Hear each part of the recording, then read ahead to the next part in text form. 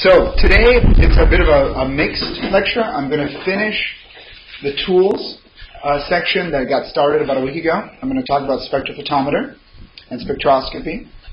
And then at about 10:40, Frank Schwang, who you met last week, is going to come back, and he's going to talk to you about general CBST science. So he's going to give you an overview of all the different projects.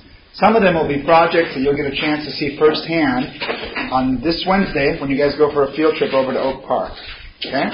But I'll talk a little bit about that at the end of my section. So, where are we? We've talked about light sources. We've talked about light matter, light tissue interaction. You've gotten a whirlwind tour of biology and molecular biology. And you've learned about tools. We did that last week, and today we're going to finish tools. Okay? And really in tools we include the interpretation, but you'll be talking about interpretation as we continue in the course. When we discussed the tools last week, we talked about the laser, and the big thing about the laser was that it's powerful, controllable, it can manipulate, alter, and probe biological samples. We talked about fiber optics. And if you guys remember, the fiber optics allows you to control where you bring the light. You can sneak it into different parts of the body. We talked about the microscope and its capabilities to see things alive at a very small scale. Okay, that was the big thing, and what we're trying to do is get lower and lower in resolution. Higher and higher resolution, so we can see smaller and smaller things still alive. We talked about the eye. You guys got to see your blind spot. Okay, hopefully you guys only have one on each eye, and didn't have extra ones caused by lasers. We talked about the CCD and how we transmit information in series of zeros and ones. And we talked about how the CCD can only see amount of light. So if you want to get color information, you have to put filters in front of the CCDs.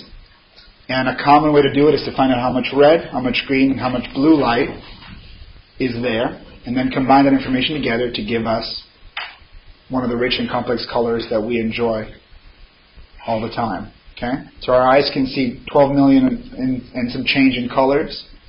We can sense these different colors, and our computer screens can pretty much represent those colors by combinations of red, green, and blue. Now we're going to talk about the spectrophotometer, which can give you specific energy and intensity information. So, the spectrophotometer, when you're doing spectroscopy, you use a spectrophotometer to get you the information. Spectroscopy is kind of the art or science of what you're doing. And spectroscopy is really a way to analyze a sample based on how it interacts with energy. Okay? In our case, we have it interact with light. We figure out something about that interaction, and that gives us a spectrum that tells us something about the wavelength of light we used, and how much of it was absorbed, reflected, diffracted, refracted. It could be all kinds of different things. Okay? But it's usually looking at wavelength versus some kind of intensity. Now, why do we use spectroscopy? We use it to study things that are either too far away or can't be easily or otherwise interrogated. So a really great example of that is stars. We want to find out what gases are on that star, what temperature that star is. How are we going to do that? We can't send a probe out there. Okay? The closest star is our sun, and it's pretty far away. And the next closest star is farther away than we could travel in our lifetimes unless we figure out a way to go at the speed of light. Okay? So we can figure out things about stars, galaxies, and comets. And also we can find out things about our body. We can find out things about what's happening in the eye, what's working, not working, that might be too hard to just interrogate the person on. We can find out things about the brain and the cells in the brain or the cells in the body by interrogating them with light. Okay? What's one thing we might be able to do by interrogating cells with light? Something we might be able to tell about them. Any thoughts? Yes? Composition, what elements happen? What elements might be there? Certain the types of elements, or the ratios, for example, of RNA and DNA, the amounts, relative amounts. Anything else?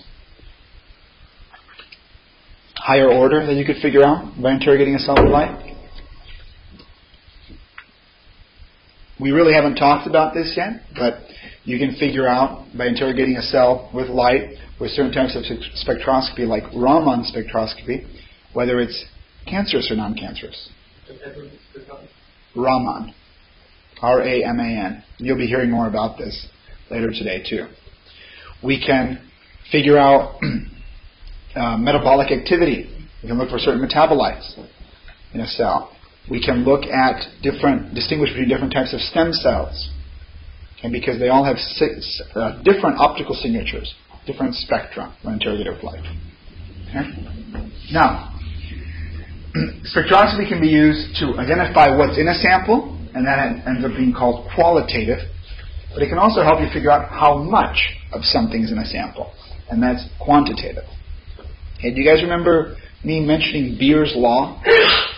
Okay, Beer's law, bless you. Beer's law had a very straightforward formula that basically looked at how long is the path that you're sending the light through, what's the specific absorption of that material that's inside your path, and what's the concentration of that material. And that would equal the absorbance.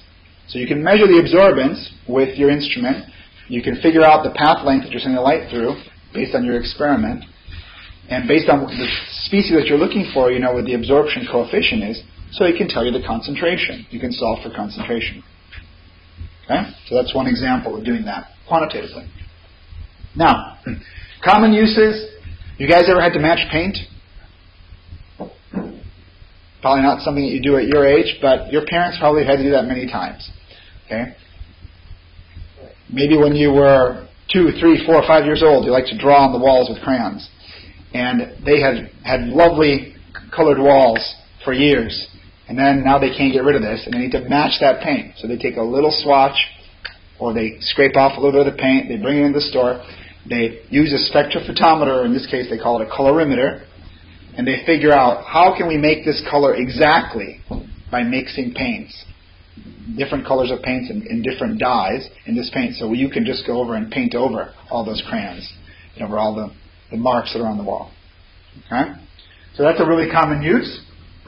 And they also can figure out if they're making paint all the same color. So when you buy paint, you know, if you buy it the same color 2 years from now, how would you know it's the same? So you have to have ways of testing it. The way you would test it is with colorimetry, which is a spectroscopy that's defining just the spectrum of the colors that we can see with our eyes. That's all colorimetry is. They're looking at color. But it's still spectroscopy. Now, hopefully this will never happen to you, but if you get pulled over and they want to do a breathalyzer on you, okay, that can use optical means to do this. And it can check, using light, how much ethanol is in your sample. You breathe into this thing, it knows what the volume is, it knows how ethanol will respond to the specific light that's in this unit, sends a light through the volume of air that you breathe into this thing, and then it sees what the absorbance is. And it correlates that to concentration. Blood alcohol concentration in this case. Okay? So it's a kind of a quick thing you can do. And paint matching we already talked about. Questions about that? If you know how ethanol responds to certain colors of light, and you have a sample of it, you can figure out what the concentration is. Yes? Is there always like a similar relationship between the amount of ethanol in your breath and the amount in your blood? Or does that vary by person? Like, just a check. You know, I don't know enough about that one to really comment on that. Jim, do you know anything about ethanol levels in your breath compared to in your blood? Good question. I don't know. And I know sometimes people will ask for a blood test, sometimes the opposite, a blood test instead. Especially if you've had certain things you've eaten that might move it. Yeah, so there's probably some issues. Probably in a person that doesn't have any confounding factors, just drank. Probably it's pretty good, but it could potentially be confounded by other things that you might have done. Now, the nice thing about spectroscopy is that you can learn about something, you interact with it, but you don't touch it. Okay? So you basically put energy into the system and you see what comes back. I put light into it and I see what happens to that light. Okay? Now, I could do this in a variety of different ways. I could put heat energy into something and see how that object changes temperature. I could put sound into something. I could put electricity into something. I could put chemistry into something and see how it reacts. I can put photons. I can put kinetic energy, pushing something, squeezing something. Okay? This is how I learn about the subject that I'm looking at. In our case, we're concerned the most about using light to do these things. Okay? And you can imagine, light is a lot better than dousing it with some kind of chemistry, or heating something up, or squeezing it, or stretching it. Okay? But those are all valid forms of understanding matter or the materials that you're interested in studying. Just that we in biophotonics primarily use light. And light carries visual information, but it can be used to also find out other information. It can be used to find out if something was squeezed. If something was squeezed, okay? It can be found. It can help you figure out things. It can help you tell you if something was stretched beyond its limits. So you can use light to figure out a lot of the effects of other forms of energy interactions as well. Now, a spectrum is what we tend to talk about a lot, and you guys will be taking spectra later on this month as you do your next lab report, next experiments. And that's always a plot of energy detected versus the wavelength, or the mass, or the momentum, or the frequency of the energy. Okay? But it's always some kind of energy measure versus some kind of intensity measures. Primarily we use wavelength versus intensity. Okay? And again, this can be emission, absorption, reflection. It can be a whole bunch of different things. Those can all be measured with intensity, the amount of reflection, the amount of absorption. Okay, you can use that, and they will make different looking graphs depending on which ones of those you use. So, the way that we normally represent spectra, you saw that little diagram that we saw with the graph, but there's other ways too. You can sometimes just show a picture. We sometimes tell you the counts of photons. So we say at 343 nanometers there were 500 photons. At 344 nanometers there were 200 photons. We can tell you about absorption, but whenever we do absorption we have to compare it to something. So if we have just pure water, we say that's our 0 point with no absorption, even though some absorption of photons occurs in that water. We say that's our 0 point, and then we add something to that water, and that difference we compare to a standard, and we can talk about transmission, absorption. Transmission is, instead of thinking of how many photons were absorbed, transmission is how many photons got through. So those two are intimately related. And reflection as well, you have to compare to a standard. So in reflection, you commonly will look at reflection measurements off of surfaces, or when you're trying to figure out colors. And you have to have a standard, something that reflects your light source as close to 100% as possible. So you'll use things like Teflon or things similar to Teflon, something very, very white that reflects all the energy that you're putting into it so that you can have a standard. Then you put something else like your cloth or the color that you're trying to study, and you look at that difference. Okay? So for absorption, transmission, and reflection, the important thing is you have to have a standard. You have to have something you're comparing to. Otherwise, it's kind of worthless. Okay? Here's a solar spectrum. Okay? This is one of the highest resolution solar spectra ever taken. And each line, you guys see one of these lines going across? Each one of these represents 6 nanometers of information. So this was done by an astronomical group trying to look at where all these little tiny lines were. Because all those little tiny lines tell you something about the sun and the way that the energy is created by the sun. And they also tell you something about what's in between the sun and wherever the detector was. Okay? Each one of those is some kind of transition in energy level for something. Okay? Let me actually, I forgot to turn that thing on. Okay. So each one of these corresponds to one of those jumps. You know how we have those energy levels? Each one of those corresponds to a jump. A photon was absorbed.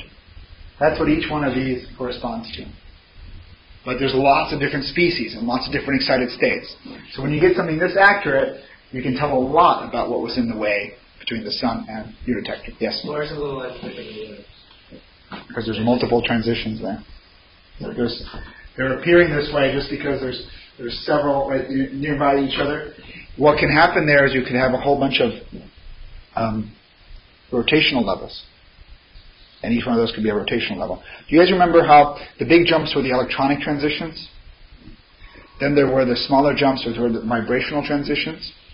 And then the least energetic jumps were the rotational.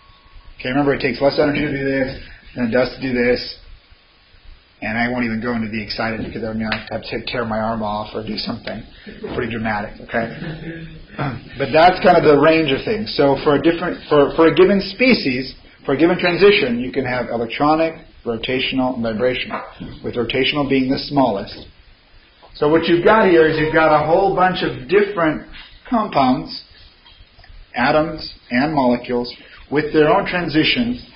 And for a given compound, there might be a set of rotational transitions here, a set of vibrational transitions here, and the electronic might be there versus here. These are all kinds of things overlaid upon each other. I was just going to ask how to differentiate between what effects are caused by what elements are caused. Very hard. The way that they have to do that is by doing the spectrum of the elements individually. So they take helium and do a really high resolution spectrum of just helium. They take hydrogen and do an individual spectrum of that. You have to take all those things individually and then overlap them on this and see which lines are caused by what. And then they go, wait, there's still some lines here. What are these caused by? And then they might realize, oh, we didn't heat our original gas to 10,000 Kelvin, so therefore we're not getting the same transition. So they have to try to replicate the sun, and in a way it helps them understand what's happening in the sun and what might be in there, in those reactions. Okay? So primarily helps them qualitatively figure out what's in there. It doesn't really tell them how much. Okay, in this case. So, we can also take a picture, and you guys remember your paper spectroscopes? When you guys look at the fluorescent light, they looked kind of like that. You guys kind of remember that? You looked up, and there were lines. Some were thicker, some were narrower. Well, I can represent it like that, like what you saw, or I can convert that into this. You guys notice, okay, come on. Oops. Why can't I get my cursor? Well, can't get my cursor. Anyway, you see this broad line over here that's kind of reddish, and there's a brighter line in the middle of it, and then it gets kind of orange. Over here it looks like that. You see peaks where the brighter parts correspond to peaks. And you see this line is very bright. It's a very tall peak. Okay? And here they just tell you pixel, but you can convert this to wavelength. Okay? But the detector doesn't know wavelength either. The detector just knows this pixel got a whole bunch of photons, this pixel didn't. Okay? So that's the information that it would get. And this is where you look at a candle flame. You would have seen something similar if you were to look at a flashlight. And it looks, this kind of a thing like this, looks kind of like this. Okay? So, what can you see from that information? I can figure out atomic and molecular energy levels. I can think about geometries. I can figure out the shape of the molecule, because when the molecule's in different shapes, it has different energies, so therefore the spectrum will be different. I can think of the chemical bonds, how it's interacting with other molecules. So if I have a situation where water is ice or water is slowly being warmed up, the interactions between water molecules are different. Therefore, the energies of the individual water molecules that I'm measuring are going to be different. And therefore, I'll see differences in the spectroscopy. I can identify components, and I can measure the amount of material in the sample. Okay? So, what tool do I need to do this? How do I actually get a spectrum and use spectroscopy? I need a source of energy. I need something to test. And I need something that will measure the change in the energy after it has interacted with the sample. That's what I need to do this, the tools. And so, I have a light source, and the light source can either be external, I can use the sun, or a special flashlight, or a laser, or it can be the sample itself. Okay? The sample itself can emit light. I need some mirrors. I need a diffraction grating. Anyone know what a diffraction grating does? This is a hint. What do you think a diffraction grating might do? It's basically a flat prism. It just spreads the spectrum out. It takes the light that comes in and spreads it into its component wavelengths. Okay, so it takes white light and makes a rainbow out of it. Spreads it out based on the energy of the light. Okay, and it does that just by having little tiny grooves, tiny angles. A CD will do it. A CD will spread white light into its component colors. And anything that has very small regular spacings will do this. And I need a detector. And by detectors, remember I showed you guys the CCDs. Some detectors are long and skinny. Some detectors are rectangular. And they have, millions, thousands to millions of little detectors of light in them. And when I have all those things together, I get a spectrophotometer. What do spectrophotometers look like? Well, have you guys ever used a spectrophotometer? How many of you have? Do you guys remember what they were? Did they look like any of these? Did they look kind of like this one? No.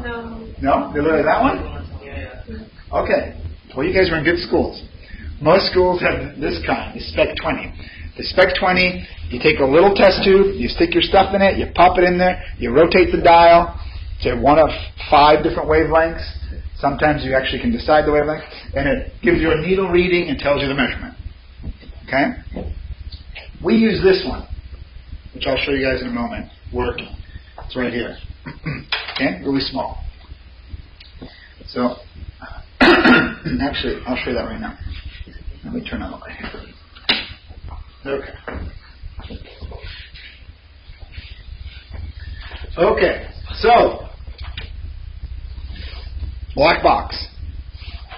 Okay, infamous black box.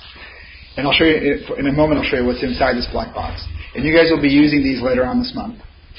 Fiber optic cable. Fiber optic cable brings the light that I want to study from this tip, brings it through into here. Inside here, there's mirrors, there's a diffraction grating, there's a CCD, and there's some circuitry. Sends the signal through a USB cable, goes into the computer. Okay? So, first thing I can do is look at our fluorescent lights. Notice what our fluorescent lights look like. They have a peak in the blue, they have a broader peak in the cyan, they have a big peak in the green, they have a broad peak, not as strong, in the yellow. There's a pretty strong peak in the red, and a smaller peak in the red. See how it's showing me that? And this is saying intensity or counts. So this is taking in 100 milliseconds, which is the time up here. Every 100 milliseconds, it's sampling the light, and it's saying, I get 22,000 counts of yellowish red. And I only get, about 2,000 counts of the deep blue. Okay? And if we were to take something like, okay, get my LED to work. This LED has some problems. Well, I'm not going to get there.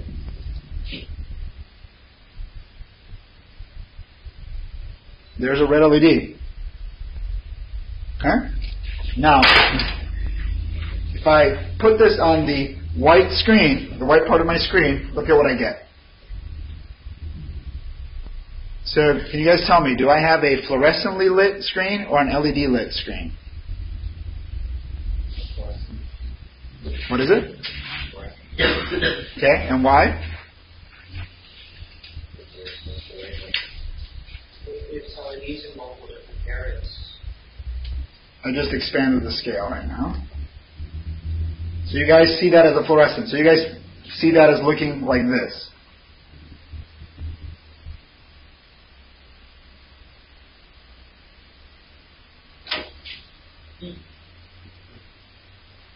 Okay.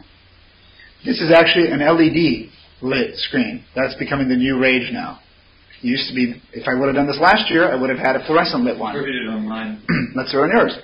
Let's look at a white screen. Bring it over. Is that as bright as it gets? There it is. Okay? I'm looking at his white. You guys see it looks a lot more like that? So he has a fluorescently lit screen, and I have an LED lit screen. Now, what LEDs are in there?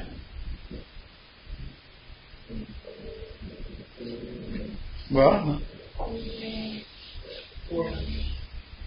yeah, there's basically, what they chose to use here is kind of like a blue, a greenish yellow, and an orange. Okay? The combinations of those yield different colors. So here, now I'm going to go over the rainbow. Now I'm on the blue part of the rainbow. Now I'm going over to the greenish part of the rainbow. Now I'm on the orange part of the rainbow. Now I'm on the red part of the rainbow. Did you notice that? Did you notice how they were varying the amounts? That combination yields the different colors, what appears to me like the different colors. Okay? Does that make sense? So, this device is really handy. This device can measure absorbance, it can measure transmission, it can measure reflectance, it can measure all those different things, just depending on if you have a standard. And it can also just measure count. Bless you. Okay? So you guys will be using this for the experiments later on this month. I'll have 7 of these, and each group will get one. Okay? So, this is, thank you, by the way. This is much, much handier than using those little spectroscopes. Because this tells me specific information, tells me exact intensities. I can tell a lot more with this than I can with that paper spectroscope. This costs $3,000. That other one costs $5 or $3. Okay? So there's a big difference in what you can tell. But these are very handy, and these are used a lot in also in machine vision. So when things are being manufactured and they want to do quick checks of what's happening with something, whether something is the right color, whether it's the right surface texture, all kinds of things like that, they can do that using tools like this that instantly get a reading, and if something veers from what they think it should be, they send it off to be redone or it's a reject. Okay? So they're used a lot in those kinds of scenarios. They're also used, things similar to this can also be used to figure out sizes of droplets in paint, all kinds of different things. And these really fast tools are what make that possible. Okay, let's go back. So, now I'm going to show you a little movie of what's inside this thing. Huh? Here's the light. It goes into the fiber optic, travels through, hits a mirror, another mirror, diffraction grating, and then goes to the CCD, which then sends that information to my computer. Okay, let's dissect that a moment. So here we go. The light went into the fiber optic. And we know because of total internal reflection, the light makes it through all the bends, comes up, and then it hits mirror number 1. And now you notice they show the light going out, because you know, even with a flashlight, if you shine light, it kind of separates out. So in this case, it comes out of up here, and it's a little bit broader. It hits mirror number 1. It hits mirror number 2, which is actually not a mirror, but a diffraction grating. So this is the part that separated the light that hit it into all the component colors. Okay? Then it hits another mirror. That mirror reflects it off onto the CCD. That's where there's, in this case, this is a USB 4000, so it has 4096 little sensors. And their position corresponds to the energy, to the wavelength.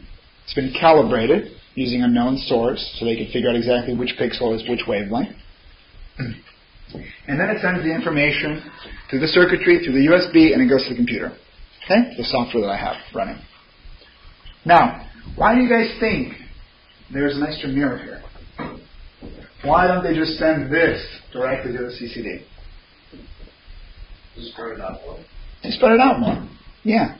To increase the path so that the colors are more spread out. By spreading them out more, I can have a more accurate reading when I get to the CCD. Exactly. Okay? Now, if I use the CCD here that had 2,000 instead of 4,000 detectors, what would the difference be in my results?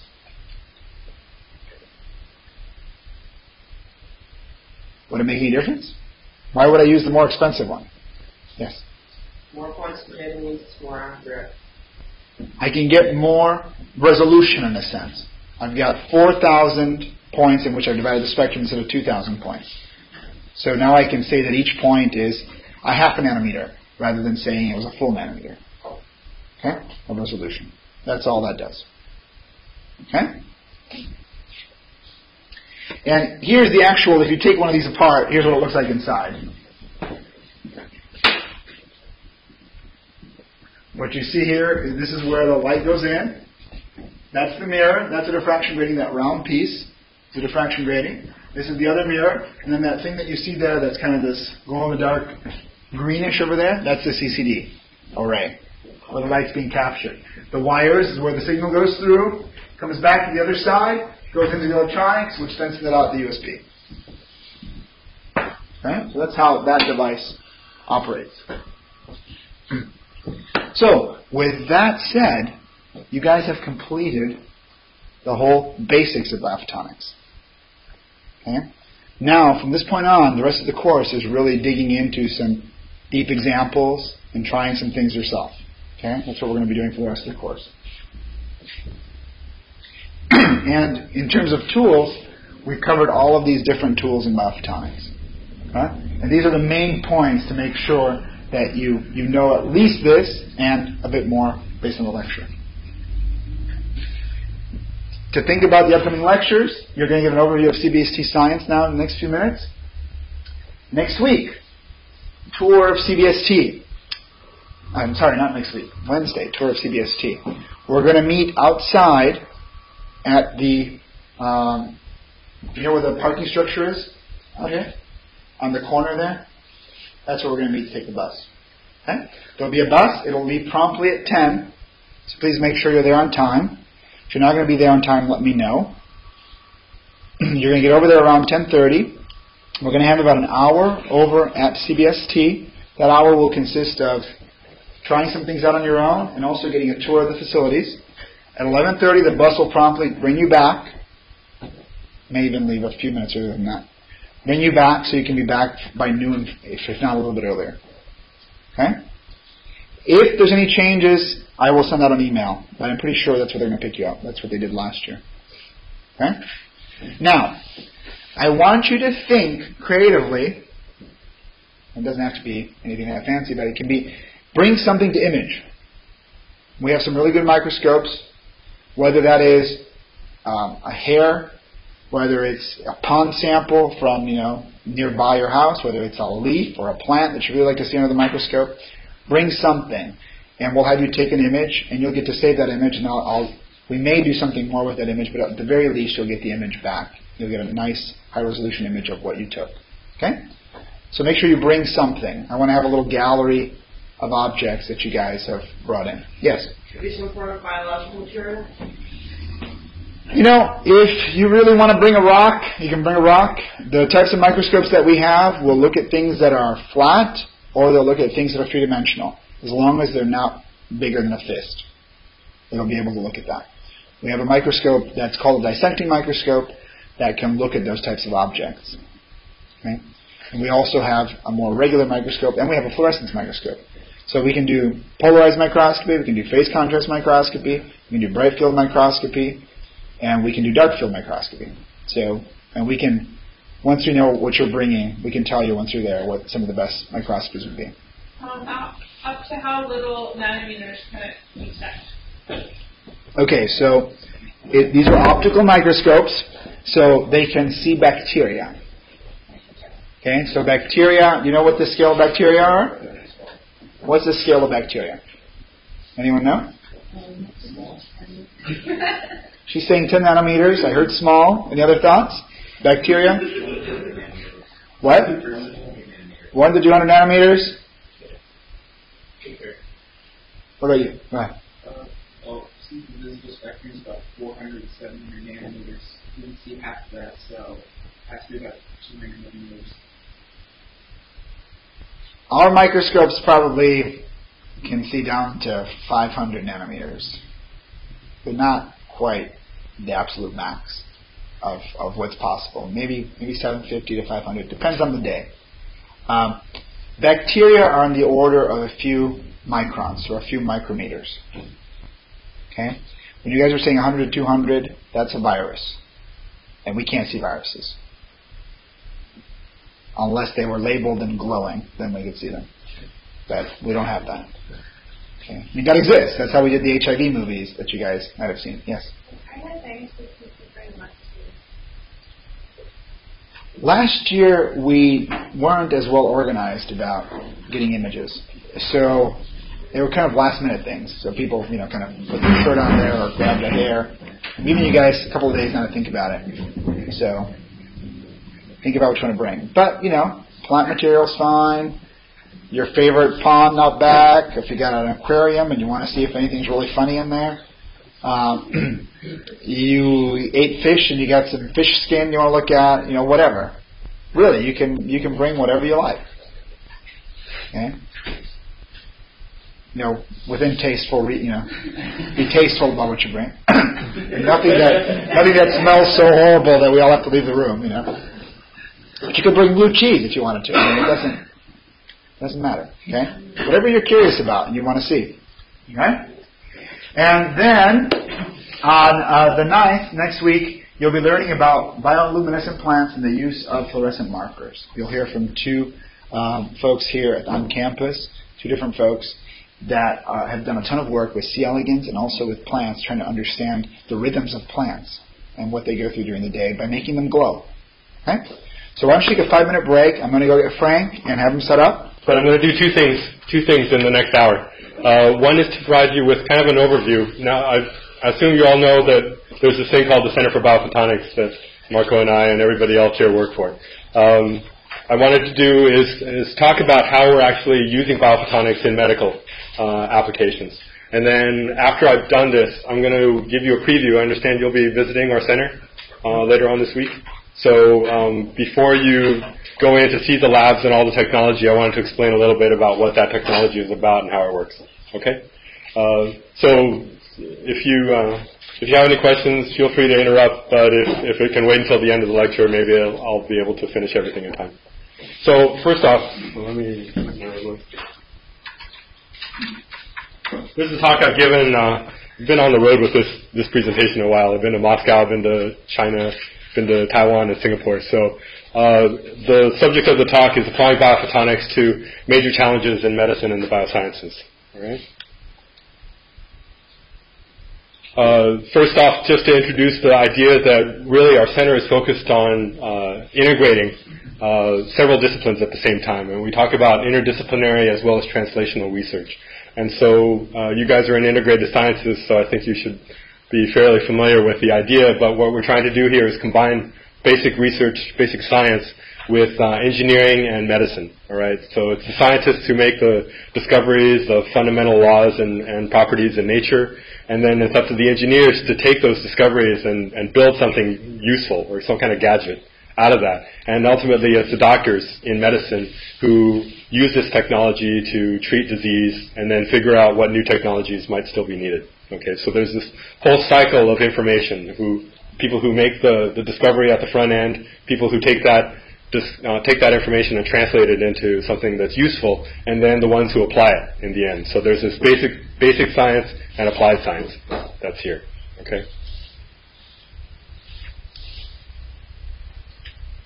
So I'll really quickly define what biophotonics is about and introduce you to our mission, talk about the need for biophotonics, and then I'll present some examples of what we're doing in the areas of cancer biology, cardiovascular disease, infectious disease, neuroscience, neurological disease, stem cell research, and regenerative medicine. All right. And so, again, biophotonics, we call ourselves the Biophotonics Science and Technology Center because there's two components, right? One is the science. And so to understand the science of biophotonics is to look at the interactions between light and biological matter. We're also developing technologies, and so these are technologies that use light either to allow us to observe or manipulate biology. Right. Probably you've seen this graph before, but it talks about biology that occurs at different scales from, the atomic level all the way up to the whole body organism. And there are certain lengths that are associated with these different scales, right? And if you look at it, actually, biophotonics plays a very critical role because you need to use the right tool to visualize biology at the right scale. And when you're talking about the scale of molecular systems, you're talking about a regime that can only be addressed using light. okay, visible light. And so it's particularly useful for us. I mean, we've got things that you can see with the unaided eye. You need optical microscopy as well as, X-ray crystallography, electron microscopy. But in order to close this gap here that would allow us to look at molecular systems, biophotonics really plays a critical role. And as we know more and more about medical diseases and what the molecular mechanism is, really it's important to have these tools to allow us to see what it is that we believe we're proving. All right, and so this is the place that you're going to be visiting Wednesday. It's over in Sacramento at the corner of the medical center out there. We're one of 13 active centers sponsored by the National Science Foundation to pursue this field. And you can see there's actually a number of different topics that are covered by other science and technology centers by the NSF. Bless you. This is not a UC Davis program alone. Actually, the center is composed of 10 different research organizations, mostly in the Northern California area. It includes Stanford University, UC Davis, UC San Francisco, UC Berkeley, Lawrence Berkeley Lab, and Lawrence Livermore Lab. And then we also are very interested, unlike many other science research centers, we're also focused on science education, as you guys know, and as well as industry outreach. And so that's kind of what sets us apart. And then from the educational side, we're trying to really improve the level of science literacy in among underrepresented people, students. And so UT San Antonio, Alabama A&M, Fisk University, traditionally black or Hispanic schools. And so we're trying to teach, kind of spread the gospel and show what biophotonics is able to do. Okay, so finally, on our research side, okay, we have many different projects, about 30 different projects at any given time, and we divide them up in different ways. My job as associate director is pretty much to have a handle on all the projects, what's going on with them all at once. And so mentally for me, I was going to go through an exercise with you guys, but there wasn't enough time to kind of put you in the director's seat and have you guys design a biophotonics center. All right, and figure out, okay, what it is that you'd like to do research in and how would you organize it all. We spent many years trying to argue about what's the best way to organize our research plan, and so it hasn't really converged, but this is the closest that I can get. So we divided it in a couple of ways. One way is to divide it by topic, okay, and these are the ones in black.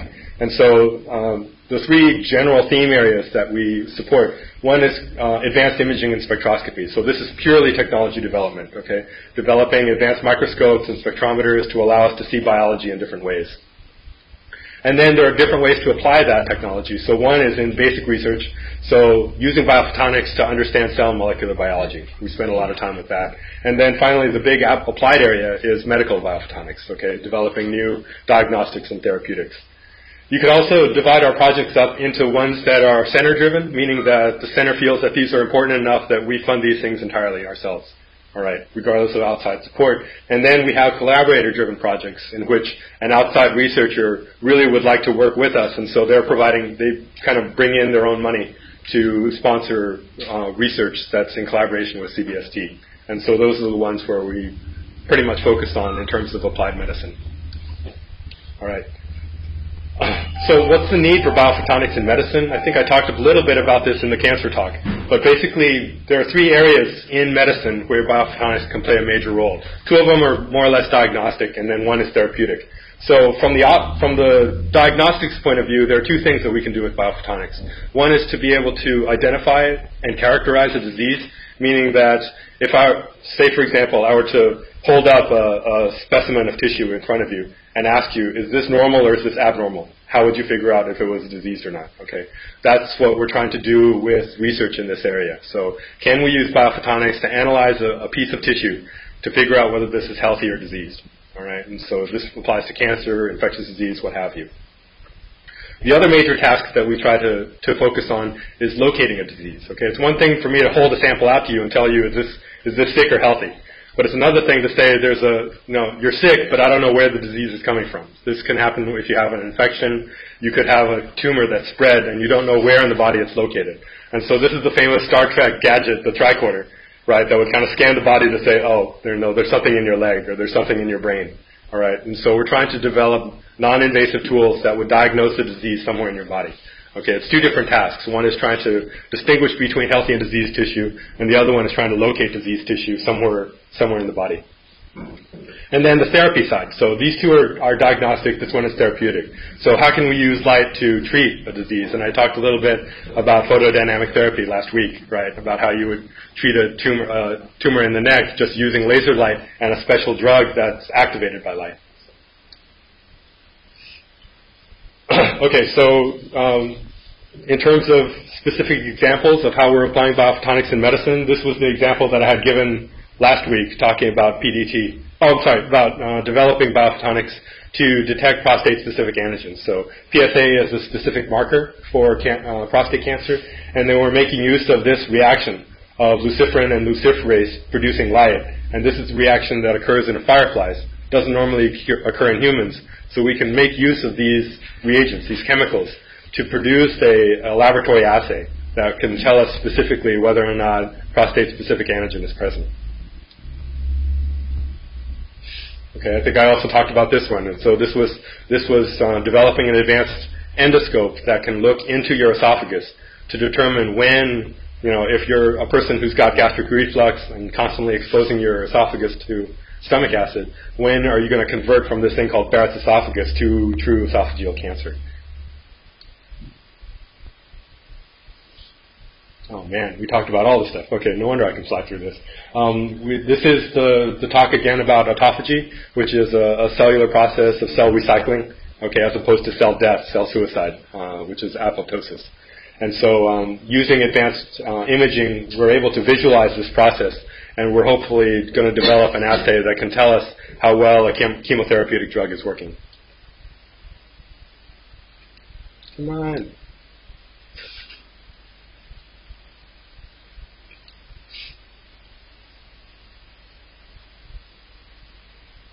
Oh no.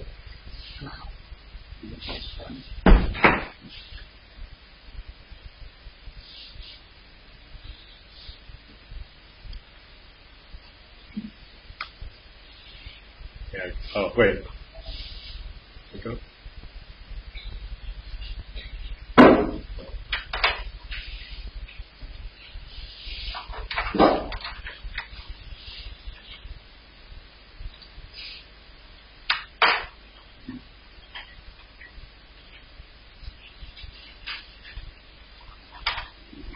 Okay, sorry about that. All right, next, moving away from cancer is in the area of cardiovascular disease. Okay, in the United States and other Western civilizations, cardiovascular disease is probably still the major killer. All right, probably outnumbers cancer in terms of causing death and fatalities. So one of the big areas in cardiovascular disease, aside from just understanding what's the mechanism of what happens after you eat a Big Mac at McDonald's, is to develop a tool that allows us to characterize the atherosclerotic plaques. So cardiovascular disease is when you eat a fatty meal and the fat deposits in the lining of your blood vessel walls. Okay. Now your major arteries, usually it's not a major problem, but in the smaller arteries, the arteries that supply blood to the heart, right? The heart is tissue that needs oxygen itself, and so you got the coronary arteries that supply blood to the heart. Okay, that's fairly small, and it can get blocked if you have a little fatty plug that gets in there. All right. The main thing that a lot of people don't understand is that it's not the percentage of blockage of that vessel. It's more a question of whether that blockage is stable or if it's unstable. Okay, you could have a vessel that's 90% blocked, but if it's a stable plug, meaning that it's not changing very much over time, then your body deals with it. Okay, the main thing that a doctor is concerned about is whether that plug is going to rupture. Okay, because this is kind of like a swelling, an inflammation that occurs, and if that inflammation occurs slowly, okay, that plaque isn't going to change over time. So yesterday you were 90% occluded, tomorrow you're going to be 90% occluded, next month you're still going to be 90% occluded. Fine, deal with it. But if this thing should rupture, okay, even if it's like 10% occluded, if it ruptures, suddenly the blood is going to form a clot over that, and you're going to have a stroke. Okay, and that's the main thing that doctors are concerned with. It's not how much of a blood vessel is blocked by this plug, but whether or not that plug itself is going to rupture and cause a blood clot, and that's going to kill you. Okay, so in order to figure this out, it turns out that there are a number of techniques that we're developing that can help us look at this. One thing is to look at the structure of collagen. Collagen is a molecule that forms connective tissue. And this material, this molecule, it's a long fiber, and if it gets laid down over time, it ends up being very well organized. Okay, like looking at the grain of wood. All right, and if a plaque develops quickly, the collagen fibers tend to be laid down in a chaotic fashion. All right, and it turns out the collagen itself is a fluorescent molecule. Do you guys know about fluorescence? Okay, so it's a fluorescent molecule. But the thing is that what we look at, not at the fluorescence, we're not looking at the fluorescence wavelength, we're looking at the fluorescence lifetime. Any of you have a guess as to what fluorescence lifetime is? Okay, so fluorescence, go ahead. Close, yeah, really close. So a fluorescent molecule basically absorbs photons and then takes that energy to re-emit a new photon. So it might absorb a blue photon and emit a green photon, all right?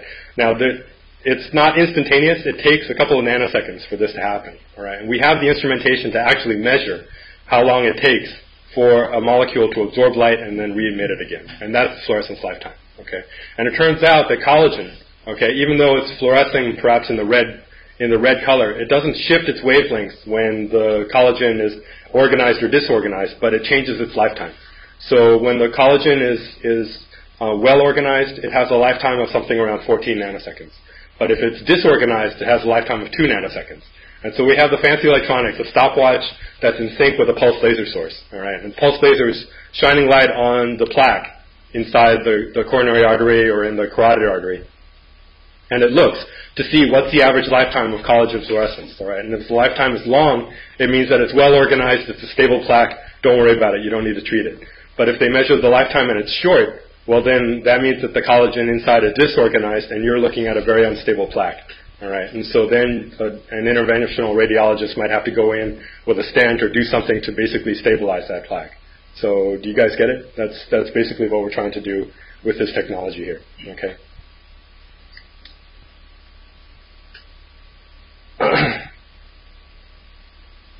Infectious disease. So this is another area. This is my particular area of expertise. And so here we're looking at the mechanisms of HIV. Okay. There's been some question as to how HIV transmits from cell to cell. Most of you know that HIV is an unusual virus in that it infects white blood cells. Right? White blood cells are the very mechanism that your body uses to fight infectious disease, and your virus is basically hiding inside the very cells that are supposed to attack it.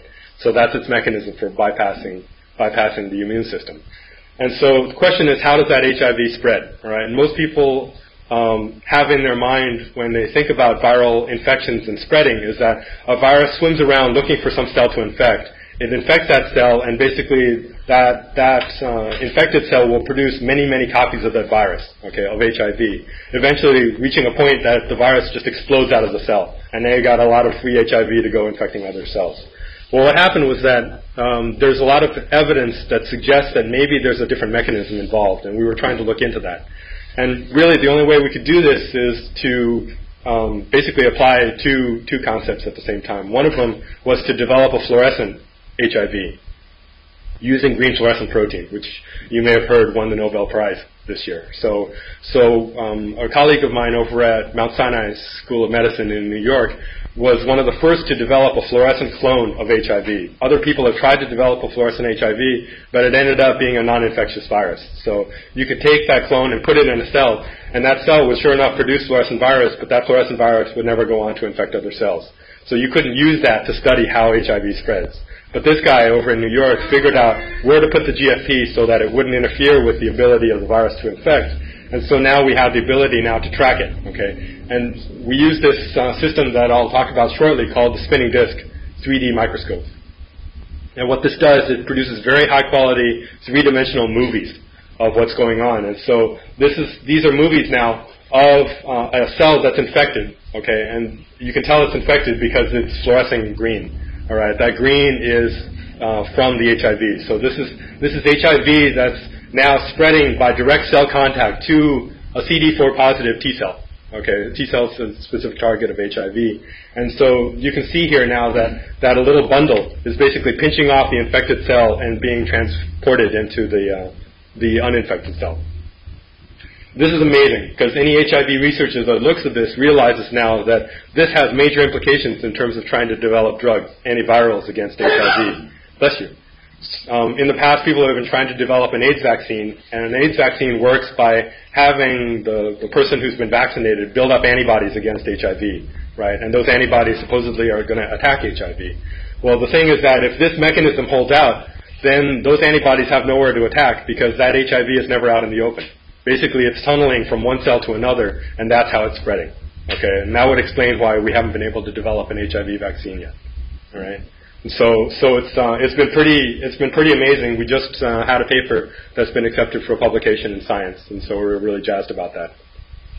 But the improvements using this technology have been tremendous because our collaborator in New York before this was using a regular fluorescence microscope, and this was about the resolution that he was able to get, all right, with the same system, but not using our optics. And so it's kind of like comparing the surveillance video at a 7-Eleven holdup or something like that compared to looking at something with HDTV, all right. And so it's a tremendous amount of information that we can get. And again, since this is a 3D movie, it means that you can actually freeze frame any frame in that movie and then rotate the model around. And so that's what you're seeing here, right? And then you could actually take that movie and replay it from a totally different perspective. And so that same movie that you saw in the previous view graph is now being redisplayed here from the perspective of that T cell that's getting infected. All right, and so now we can actually do a lot of detailed studies looking at the, I think, do I have it? Oh, no, not here. But you can do very detailed analysis showing how fast the virus is moving, how much of it is getting transported. And so we're developing a new model, and that new model actually involves kind of a mechanism where the virus uses like a Trojan horse to gain entry into the uninfected cell. And once it's inside that cell, then it proceeds to infect it. But it's a two-step process. And so we're hopefully going to be able to have new targets now to develop antiviral medication against HIV. We do a lot of work in neuroscience as well. Traumatic brain injury is another big area of research, especially with the Gulf War. A lot of people in the military are suffering from traumatic injury, either from impact or from blasts. And so in order to see what's going on and understand the mechanism of how somebody gets injured and how fast they can recover, we really want to study how the brain works and how functional it is. In particular, we're looking at the blood-brain barrier. This is what protects the brain against a lot of foreign chemicals. And what happens is that barrier breaks down during traumatic brain injury, and so all of a sudden these toxic chemicals get in and they can attack the brain. And so what we're trying to do is look at the blood-brain barrier using this little endoscope. And so this is a device that's actually not much bigger than a dime, all right? And it can be fit on top of a little mouse's brain. And so this mouse has this thing on top, and it can go walking through mazes, and we can see the living brain in action, how the blood is flowing into the brain, and we can tell what happens when the mouse should experience a traumatic brain injury. And we have a postdoc here who does this, and they call it donking. You have this very precise device that'll donk the mouse on the head, and mouse gets all, whoa, what's going on? Yeah, it takes a special personality to enjoy this type of work, but he does it. Right. We also have a major focus in regenerative medicine, and so UC Davis has a stem cell program, and so they're hoping to develop stem cells that can be used for medical treatment, and that's going to require a special facility where you're culturing cells that are FDA approved to be implanted into a person who might have Alzheimer's disease, and you want to somehow treat that disease using stem cells. So in that particular case, we need a special technology that allows us to analyze the cells and figure out whether or not it's an undifferentiated stem cell or if it's a cell that's already started to differentiate into a heart cell or into a neuron or what have you. I think I mentioned this a little bit before talking about leukemia last week. And so this same technology is being used to identify stem cells in complex mixtures. This technology is called laser trap Raman spectroscopy, and I'll get into that in the next section. Okay, so that's a real quick overview of some of the medical applications that we're doing. And then any questions on this? If not, then Yeah? No? They're just going back to fluorescence lifetime. Yeah. What was the time between something receiving light and its retransmission of light? Yeah. Okay. Yeah. So the lifetime of a fluorescent molecule. So you can we have a tool, which I'll show you, which is capable of looking and measuring it can detect a single photon that's emitted. And so this particular instrument is coupled to a pulse laser system, right? And the pulse laser system just keeps firing pulses of light, and it's attached to a stopwatch. And basically the stopwatch goes as soon as the pulse is emitted, and then it waits on the super sensitive detector for the first fluorescent photon to arrive. And when it does, it stops the clock and it measures it. And you do this enough times, you can get a sense of what's the average lifetime. All right, and that's what's fluorescent lifetime. Okay, good question. So let me go to the other one. So this is now going to be a preview of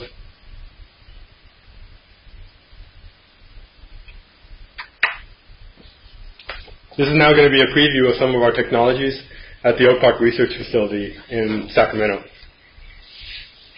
Again, same slide. So this is the layout. You'll see that it's a building that's dedicated for CBST. Hopefully when, I know the facility director, is it Sebastian that's going to give the tour? All right. I think I'm going to be there too, unless I'm going to be somewhere else. Wednesday? Yeah, I'll be there. So maybe I'll join with Sebastian on the tour. But the building was built specifically for CBST and in the laboratories. So the main thing, as opposed to a biology lab, how many of you guys have worked in a biology lab before? How many of you have worked in a laser lab before? Okay, so the main thing with a biology lab is they like to keep things sterile, okay, because you're culturing cells and tissues, and so you don't want germs floating around, you don't want your samples to get contaminated. So usually in a biology lab, the key word is sterility. Everything needs to be just clean, okay. But in a laser lab, the main thing is stability. We need our labs to be rock solid, no vibrations. And you might ask the question, well, why does it need to be so stable? It's because we do our work on these special tables called optical benches, all right? And the optical benches are floating on a cushion of air. It's these massive tables, but the legs are filled with compressed air, and so you can hear it, okay? And when you go in there, make sure you ask permission, but you can go up to the tables and push down on it. And when you push down on it, you'll hear this hissing of gas.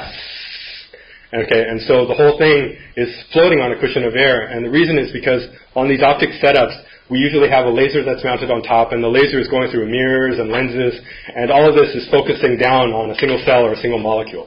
All right, and I normally will, when I'm giving a tour myself, I'll hand somebody a laser pointer, and I ask them to focus on a spot that's close, right, and they have no problem with that. But then that same spot across the room, I tell them to focus on it, and their hand's just going all crazy. All right. And then I ask the question, well, what do you think is going on, right? Is it that when you have to focus on something far, your hand suddenly becomes more jittery? Probably not. But the thing is that small angle displacements over a short distance result in small displacements. Those same angular displacements over a longer distance result in huge translations, right? And so if I did it here, right, I could keep it on a 1 centimeter spot, but across here I'd be challenged to hold my spot, within 1 centimeter. Okay, because of the longer distance. So it's basic geometry we're talking about. What we do with our setups is that we've got lasers that are focusing, that are going through these configurations that sometimes extend the length of the room. And so if somebody comes stomping in, right, or speaking in a loud voice, hey, what's going on? That's enough to cause that laser spot to move all over the place. And so the building itself, if you look underground, we have an underground parking lot. The columns underneath the labs are doubled where those are, and then plus these optical bench tables that float on a cushion of air really provide for totally dead, no vibration environments, and so that's pretty cool. But anyways, you'll be able to see all that. Skip this. All right, so a couple of key technologies that are here. One is called the deconvolution microscope, and that's here. This microscope is a very convenient way for us to obtain high-resolution 3D images, like the ones you saw of the HIV and for the autophagy.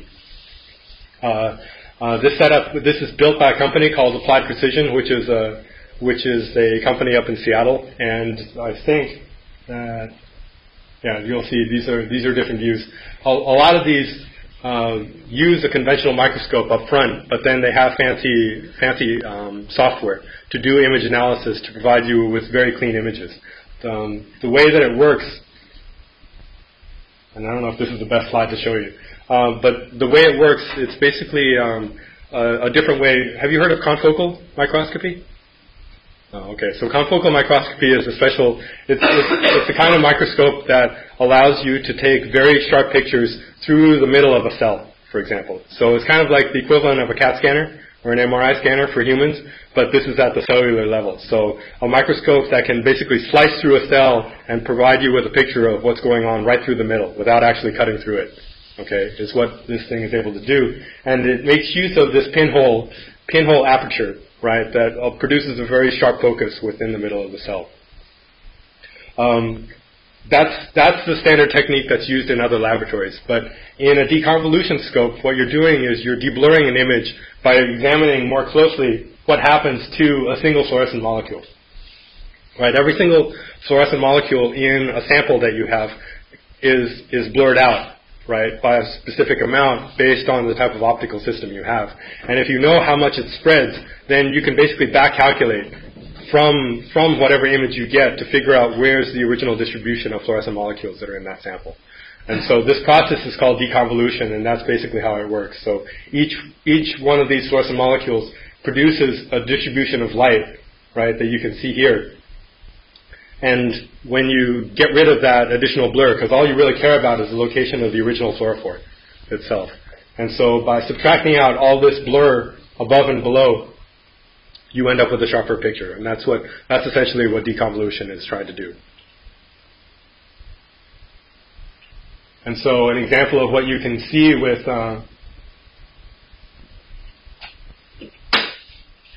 so these are pictures of neurons together with astrocytes.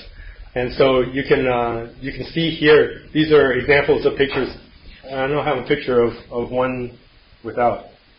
So these are essentially high resolution pictures that you can get with the deconvolution scope. And just trust me, I guess, when I say that you couldn't get this as easily with a confocal microscope, all right, because these are three-dimensional images.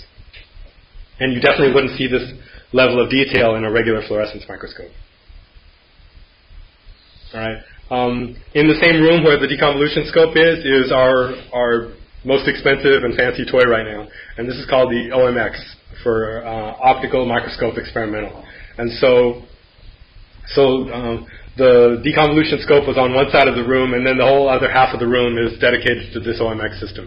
And the OMX system is interesting because it's the world's most powerful optical microscope, meaning most optical microscopes have a certain limit to how small you can distinguish 2 points.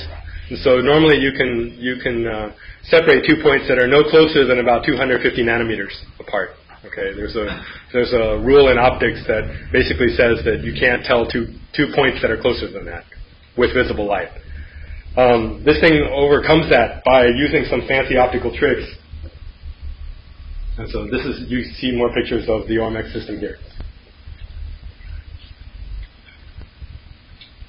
But the basic idea is that you're working with light in Fourier space, and this is a kind of a difficult concept to explain the first time. But if you think of it in terms of this phenomenon called the moire effect, so here.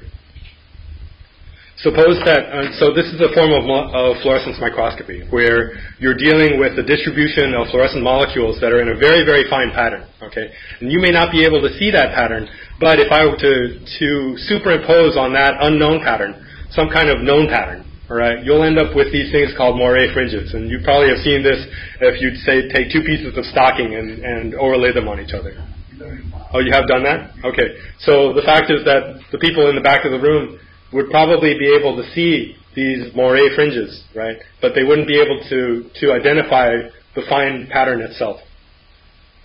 And since this is a mathematical relation, you should, in principle, be able to figure out, all right, if I were to use a special type of structured illumination, all right, instead of just uniform white light, I use light which is patterned. all right, and I use this light to excite my fluorescently labeled sample, I should be able to back calculate and figure out what's the original distribution of fluorescent molecules.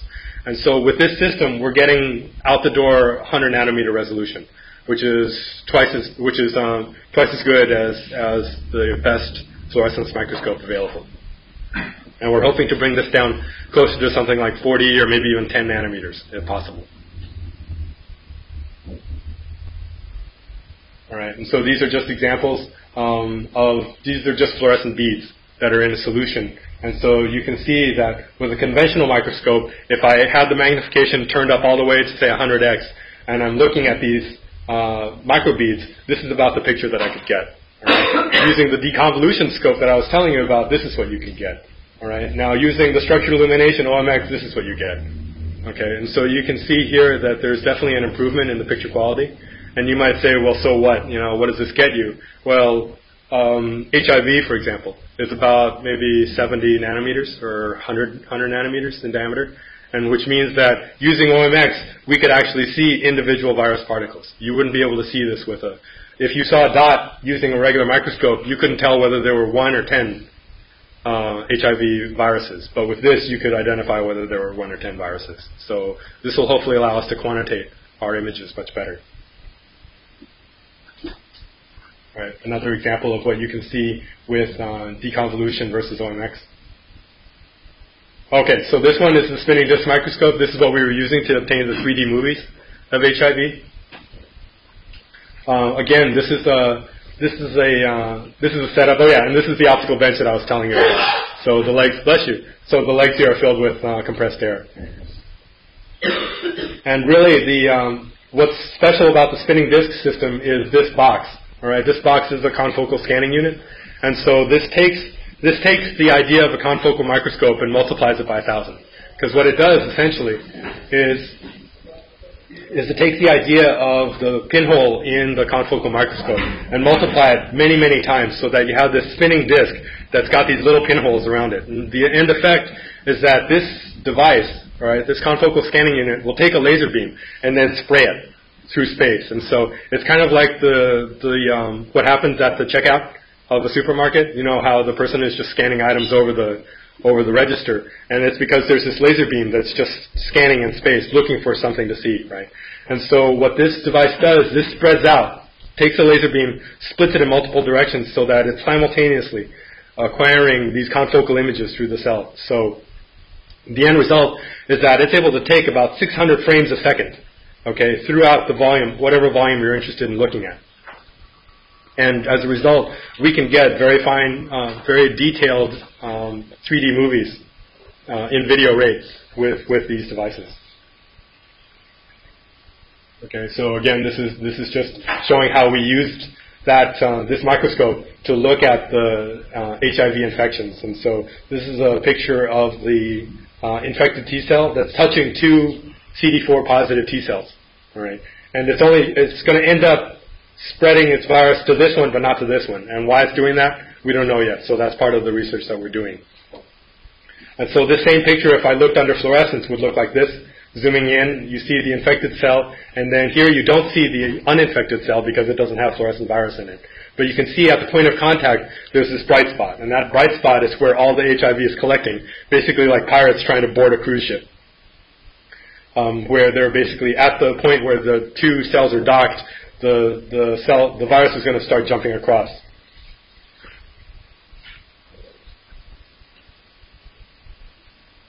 Right? And so you guys see this. Any questions about this one? Okay.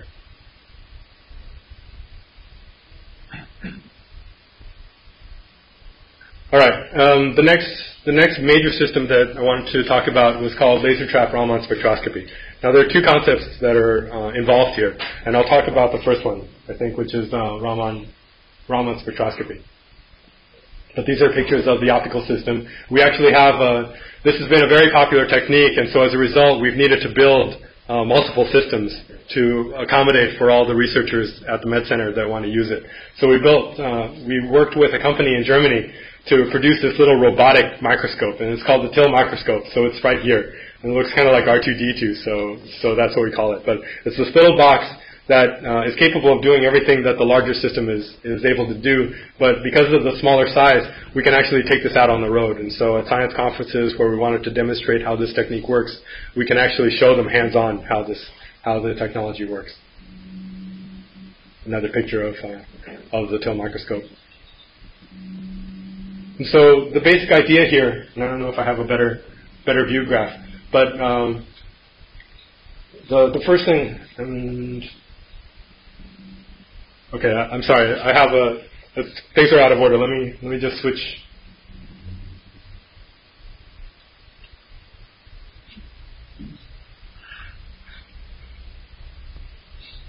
Okay, so this is probably the best one.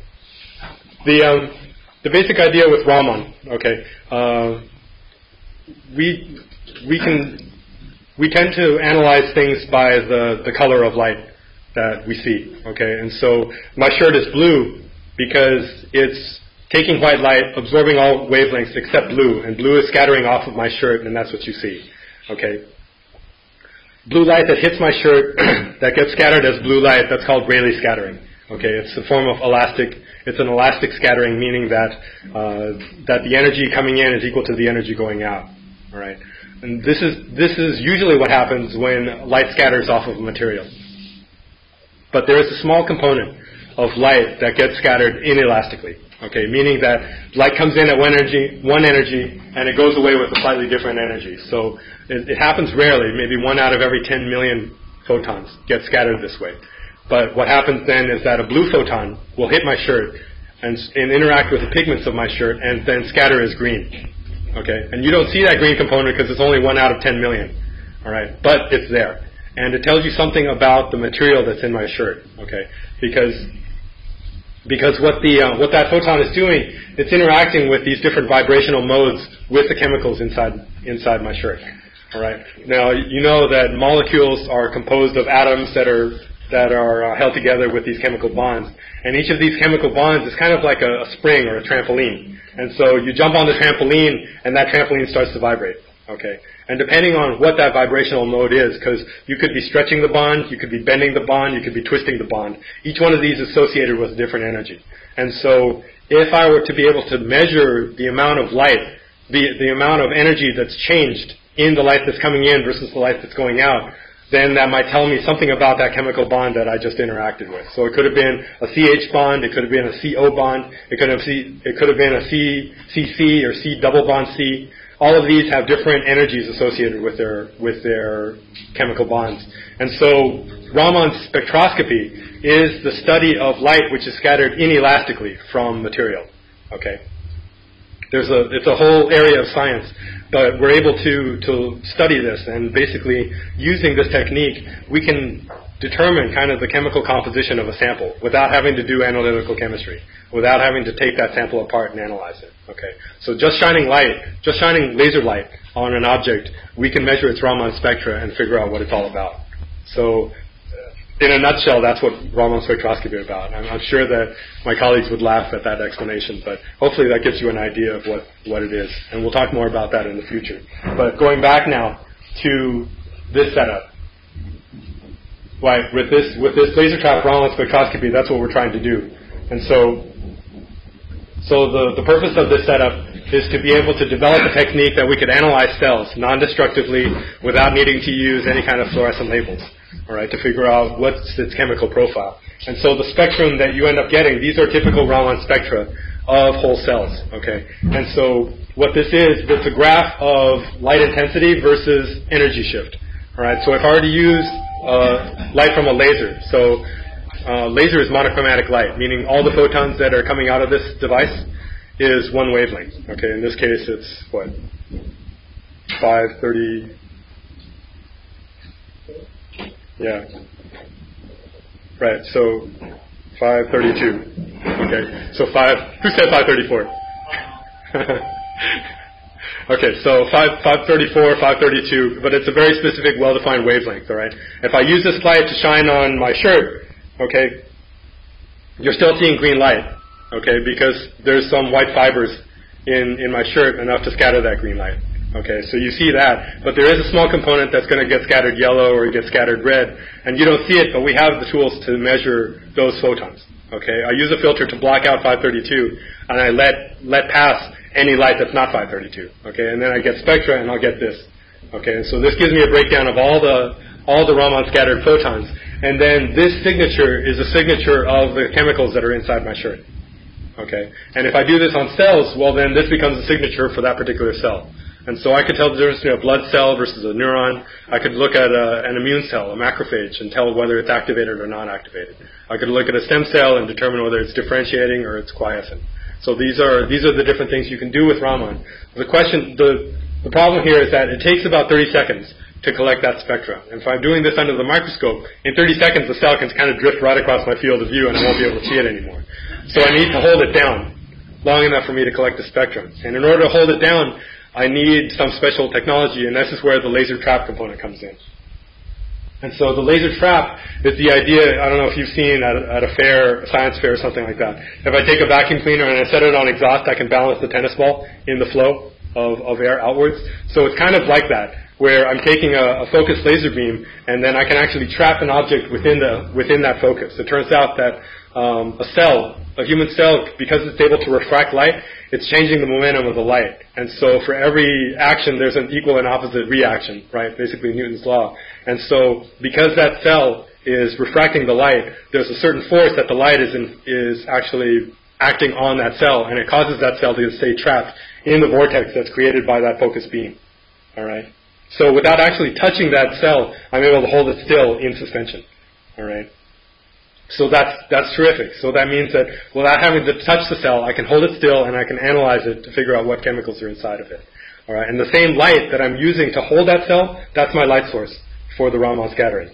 Right, and so if it's a green laser, then I'm using 532 wavelength light, and so then I'm looking for any photons that are not 532 to scatter from that object for me to collect the Raman spectra.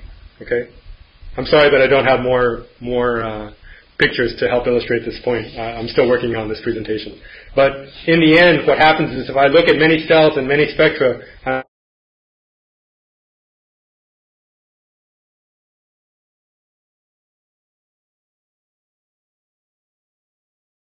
we're looking at stem cells over at the Mid-Center who's trying to use stem cells to repair heart tissue after a heart attack.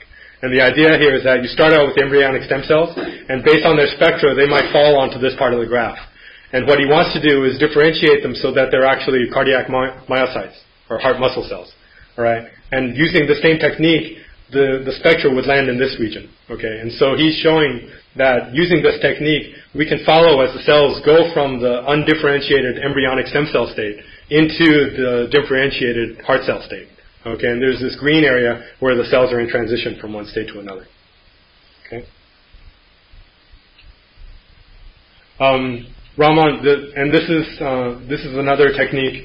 It's called coherent anti-Stokes Raman scattering, and this is another technique for trying to speed up the process of Raman scattering. All right.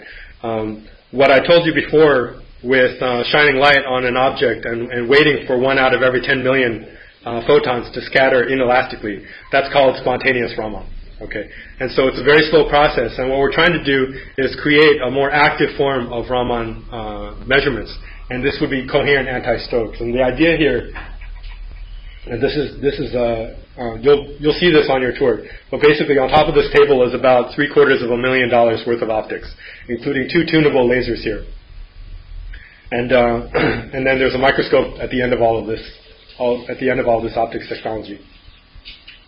But the basic idea is now to actively seek out, okay, what we do with spontaneous Raman is we shine light, and that light might interact with a CH bond, it might act with a CO bond, it could act with any number of bonds. But what we're doing with the CAR system is we're specifically tuning to one particular resonance frequency, so that we're actively seeking out any and all chemical bonds that are C double bond O, for example, okay, and then by actively pulsing for that particular chemical bond, we can collect our information much faster and with much higher resolution. So now you can actually create images. And those images would map out what's the distribution or what's the location of all the CH bonds within my sample. Okay? And so there's a great deal science behind all of this, but the basic idea is that you're using very high-power lasers to bombard your sample with lots and lots of laser light. All right, and the reason you need to do this is because there's a very unusual interaction that takes place. Let me just... Yeah, so the idea here is that you're bombarding your sample here with green light. Okay, and then these are different electronic or energy states of your sample, and the idea is that if you pump it with enough light, you actually can get this up-down process to occur where you're energizing your sample, it relaxes, it energizes again, and then it relaxes. And there's a certain probability that you're going to end up with light which is actually more energetic than the light that you started with. Okay, so you might have gone in with green light, but you end up with blue light coming out. That happens very rarely. Okay, and so this process is it's rare, but it's also very specific for the sample that you're looking for, or whatever chemical bond you're looking for. And so this is what coherent anti-Stokes-Rowland is about. And as a result of this kind of technique, now you can specifically look for certain chemicals, like I said before. And in this case, we're very good at detecting lipids. Okay, and lipids, as you probably know, these are fat molecules, basically. And so these contain the chemicals like cholesterol, like the molecules that are in the plasma membrane.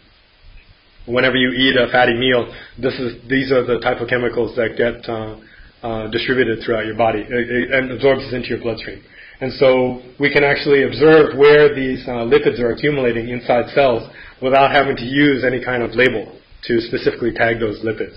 And here we're discovering that immune cells in the bloodstream are actually scavenging up the lipids that you eat after a fatty meal. And this is very interesting because previously we thought that the immune cells really didn't have anything to do with absorbing fat from the blood until after that fat had already deposited in the blood vessel walls. And so we're kind of changing around our idea for how atherosclerosis takes place. So this is a picture in false color showing basically the same thing with the accumulation of lipids inside cells and tissue. Actually, I'm done. I got so paranoid about finishing this in time, but there are many other techniques that we could talk about that originally I didn't think I'd have time enough to talk about. This includes confocal fluorescence lifetime microscopy, atomic force microscopy, total internal reflection, time-gated Raman, so many, many different techniques that you can play around with once you have a handle on what some of the basic tools are. So, sorry for the rush. Hopefully you got something out of that. Questions? Earlier you were talking about, it was tangentially related to blood clots, fat coagulation cells. You said it's either stable or it's unstable, and if it's unstable, it has potential to rupture. Right. What exactly did you mean by that? Did you mean that the blood vessel would rupture? Yeah. So if I can't draw it, but basically, if I were to take a atherosclerotic plaque and just cut it through the middle, you'd see that it'd be composed of several layers. Okay. And in the middle, basically, would be the fat that had initially deposited in the blood vessel wall. So what happens is that fat that gets deposited will be recognized by macrophages that are in tissue. Okay, macrophages are immune cells that are supposed to gobble up foreign objects. Okay, so it recognizes the fat as something that doesn't belong there, and it eats it up, and it basically starts an inflammation process. Okay, so there's local inflammation in that area, and then as a response to that inflammation, the body starts to build a wall around it. So it's going to be scar tissue. And so it's laying down collagen fibers around that area of inflammation. Okay. And so depending on how quickly this plaque forms, the collagen that gets laid down may be laid down in an organized fashion, or it could be deposited in a disorganized fashion. Okay. And so this is what ends up being the key to determining whether or not that plaque is stable or not stable. Okay, because if it's laid down in an organized fashion, then that wall that's kind of holding the insides of that plaque together ends up being very tough. Okay, and it's not going to break, and so that becomes a stable plaque. All right, as opposed to something that develops very quickly, and so the wall ends up being very thin and prone to break. Okay, and if it breaks, then it ruptures, and now all the stuff that was inside, that inflammation that was inside, when it comes out, that causes blood to clot right over it. Okay, so in the case of a stroke, you've got not only the plaque that was originally there, but now you got a blood clot over that. Okay, and it's the blood clot that ends up basically causing 100% occlusion of that blood vessel wall. So it's not that a stable plaque is growing slowly, 91, 92, 93, 94, 95, 96%, but rather it goes from, it's usually an unstable plaque that might be 50% occluded, and you go from 50 to 100 in a moment as soon as that plaque ruptures. So does that answer the question? Kind of. Still trying to picture this. So if something deposits there, the macrophages will try and eat it up, right? Are they actually part of the wall, the blood vessel wall? Yeah. So it ends up. Well, so when you say part of the wall, what part? What's being part of the wall? I'm picturing it just kind of as a tube, and somewhere in the wall there's this macrophage. Yeah. And what it is. Yeah. Right. So very active. Right. So the wall has many layers. You've got endothelium. You've got basement membrane. You've got a layer where the blood vessels are. You've got some muscle underneath that, and so the foam, the fat deposits in the top layer. Okay, but then and so some of it will diffuse deeper down into the vessel wall. But then the macrophages that are normally in the circulation will stop at the point where it sees that some fat has deposited, and it basically burrows itself in there and starts eating up the macrophages. So the macrophages basically go from being in the circulation to depositing itself in the tissue of that blood vessel wall. Okay, and then a plaque starts to form, so it's almost like a mosquito bite or something like that. It starts to swell up. Okay, and in the core are all those macrophages that ate up the fat. Okay, but then around that is going to be now some connective tissue and fiber. The collagen fibers start depositing in there, and so now the architecture around there has changed. So it's not this nice architecture where you got these many layers of the blood vessel wall. Now you've got this local area of inflammation that's got its own kind of architecture. Okay, and that architecture may be one that reflects a stable plaque or an unstable plaque. Right. And so what used to be kind of embedded in the vessel wall has now kind of become its own entity, and it's kind of growing into the blood vessel wall. And so the instability comes from... So the instability is when that object itself, okay, you kind of can think of it like a pearl. If that pearl should rupture, right, then that becomes an opportunity now for the blood to recognize that side of injury, all right, and then suddenly form a blood clot overhead. So does that help? Okay. I think there's ways. You guys remember how I talked about you can put in a fiber optic inside the blood vessel? And we talked about it in the sense of trying to remove the clot while pulling it out with the little umbrella that opens. But you can also, there's also a tool that's being developed now that you can go inside the vessel, and as you kind of put the fiber optic in, and you kind of pull it out at a steady rate. And as you're pulling it out, it's taking images of the inside and it's doing it in such a way that it can tell all the different types of buildups inside your vessel, and it can tell the difference between these vulnerable plaques and more solid plaques. So it gives you a sense of how vulnerable are you actually having these things that off. So yeah, it's not a very high resolution picture, but you can sort of see this would be a normal blood vessel wall, and then over time you might have the buildup of the fatty plaque. And so if you were to look closely at this, if I were to take a plaque and kind of cut it, get a cross section, you'd see that there were many structures within it. So you might have the fat in the middle, but then outside that plaque is this skin, right? And that skin, the integrity of that skin is what determines whether that plaque is going to be stable or not. And if that skin breaks, now suddenly you're allowing the blood to see that inflammatory core inside that plaque. Okay, and by allowing the blood to see that, now the blood suddenly decides, well, I need to clot over this thing because this thing, I can't let this stuff get out into the bloodstream, right? And so by forming that clot, it inadvertently causes blockage of that whole vessel. Right? You guys ever make a sandcastle top? Think of like if you got wet sand and you lay down the base of the wet sand, but you didn't get enough. Now think about like you put a layer of dry sand on top and you put another layer of wet sand on top. You've got a surface in there that things can slide off and they come apart. So if the collagen builds up all nicely, you get this nice tough surface, but you made the whole towel out of wet sand. But otherwise, if you build it in layers, and maybe one of the layers isn't so smooth with dry sand, you kind of show up. Okay. Probably confused you more than I helped you. Does it ever go away, or does it just stay like that forever, or will macrophages actually There's some thinking that if you catch it early on, by taking drugs like Lipitor. These are drugs that will basically lower your cholesterol and help kind of the body reabsorb fat from the bloodstream. So if you reduce the fat in the bloodstream, then basically you cause diffusion in the reverse direction, so that the fat will just leave the blood vessel walls and go back into the bloodstream because there's actually a lower concentration of fat in the bloodstream. And so that might be a way to reverse the effects. But once you've gotten inflammation like this to occur and you're already laying down collagen, then it becomes much tougher to try and reverse the effects simply by just reabsorbing the fat. Yeah.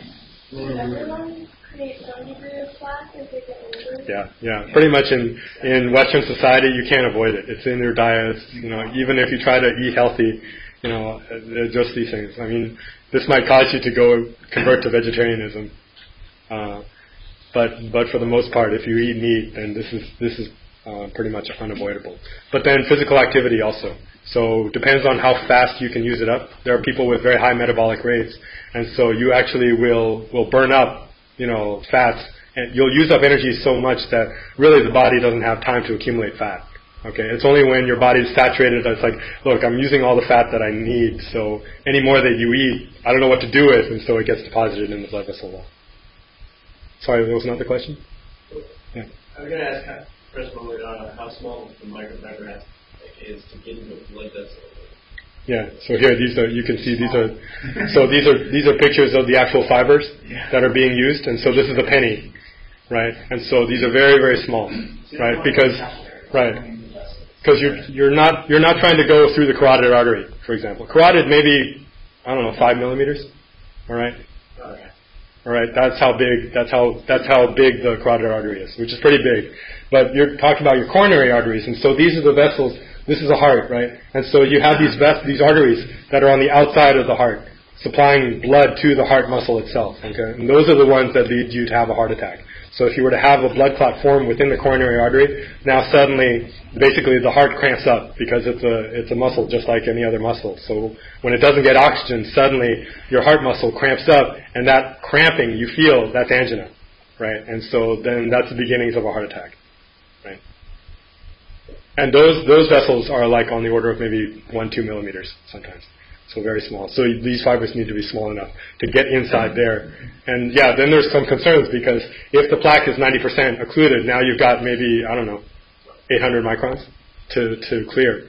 And so you don't want to scrape over that plaque because you're trying to determine whether it's stable or not. And you drag over it with a blunt fiber optic, and now it's like, oops, you ruptured the plaque just by trying to look at it. So that wouldn't be good.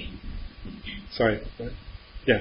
I actually have a question about the EST building. Uh-huh. So you did all the things to make it really stable without thinking it would be extra protective and careful.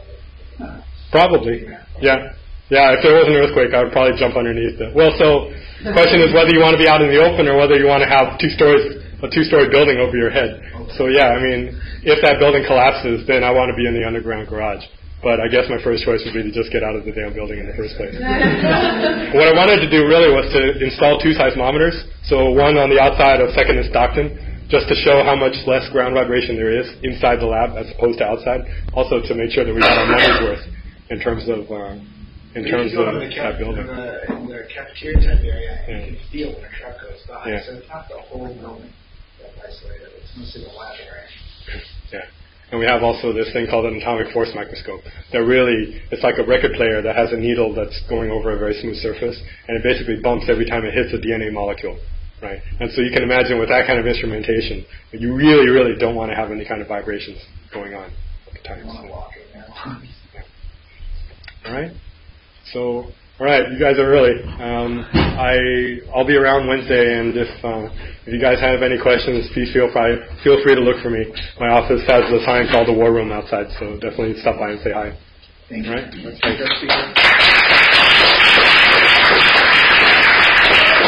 So please don't forget that Wednesday we'll be expecting your revised lab report. And I still don't have all the information for all of you about your hair thickness. So I think it's 5 of you haven't sent it to me. Okay? That email that said, please send me this information, so I need that from you. I have almost everyone in the group, but I still have to, there's a couple that are still missing. What are we, the lab report just include that data? the whole class today, or are we doing something else? I'm going to do something else. Since I haven't gotten it all, I can't make you include it. It would be unfair. Okay? But please send me the rest if you haven't mentioned that.